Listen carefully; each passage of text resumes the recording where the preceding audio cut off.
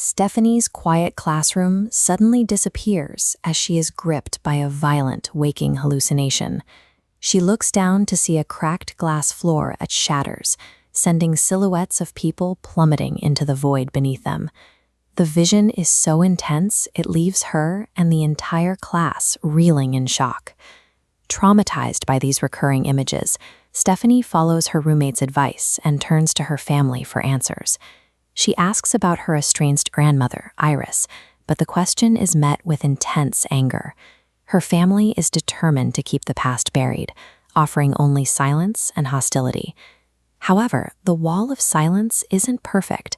Her aunt secretly pulls her aside and hands her a vintage photograph from 1968. In it, a young couple stands outside an upscale establishment named the Skyview Restaurant. The photograph confirms Stephanie's worst fears.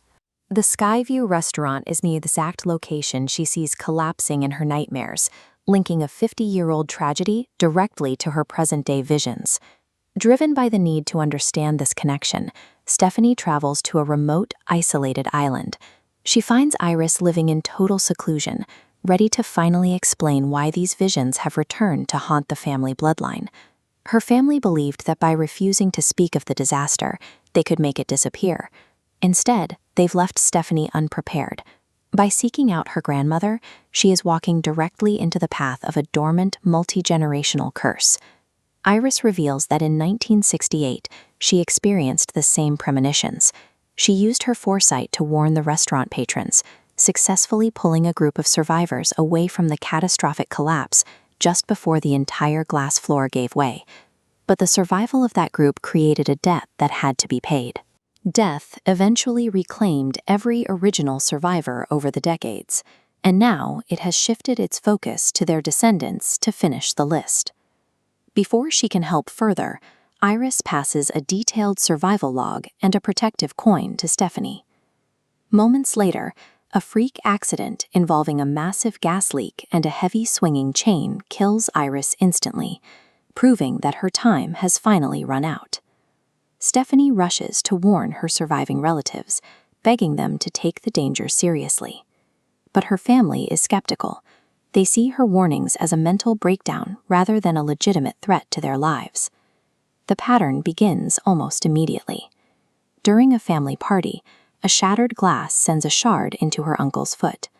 As he stumbles, the vibration triggers a heavy lawnmower that strikes and kills him in a bizarre, high-speed collision. Stephanie now possesses the specific knowledge needed to stop the chain of events, but the curse relies on human skepticism to succeed. Warnings are useless when the people in danger refuse to believe they are being hunted. The list moves quickly. A cousin is killed in a fire triggered by a magnetic fan, and shortly after, another relative is pulled into the crushing mechanism of a garbage truck. Amidst this carnage, a surprising anomaly occurs. One brother is nearly struck by a speeding vehicle, but walks away without a single injury, despite being directly in the path of the accident. The reason for his survival is revealed through a hidden family secret. Because he lacks a biological connection to the original 1968 survivors, he isn't on death's list. This family tree illustrates the curse's methodology. Operating as a genetic targeting system, it traces down from the 1968 survivors, skipping the adopted non-blood brother and snapping aggressively to the biological daughter. Death hunts a specific genetic code. The events prove that these deaths aren't random accidents.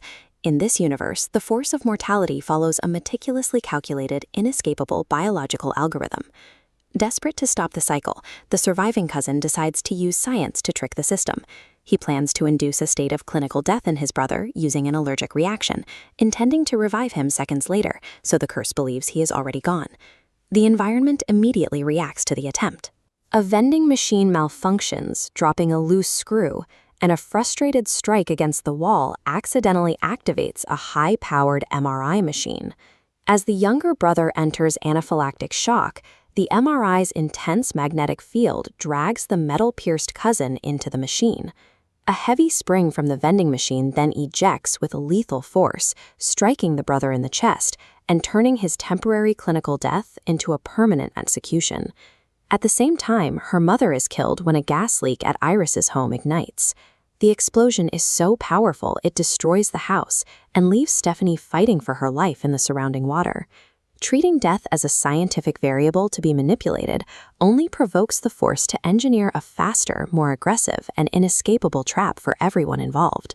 After the explosion, Stephanie is pulled from the water, cold and unresponsive. Her brother performs CPR until she finally gasps for air. They believe they have finally broken the curse by surviving the impossible. Months later, at a graduation party, the sense of safety vanishes. Stephanie pricks her finger on a rose thorn, the exact same omen that preceded her grandmother's visions 50 years earlier. The protective coin that was meant to shield them is gone. It sits miles away, jammed into a train track switch, setting the stage for a final, massive disaster. A doctor friend at the party reveals a terrifying medical fact. When Stephanie drowned, she was clinically dead for over 5 minutes. She didn't just lose consciousness, she actually crossed the threshold. Her revival was merely a temporary delay. The curse didn't skip her. It simply paused while the logistics of her final destination were rearranged. The jammed switch causes a high-speed train to derail, tearing through a barrier and sending a violent shockwave of debris directly into the party. Stephanie and her brother are killed instantly by the wreckage. There is no such thing as cheating the system. Every attempt to escape only leads back to the same conclusion. Death is an absolute force that will always find a way to finish its list. If you enjoyed this analysis, like, share, and subscribe for more deep dives into the mechanics of horror.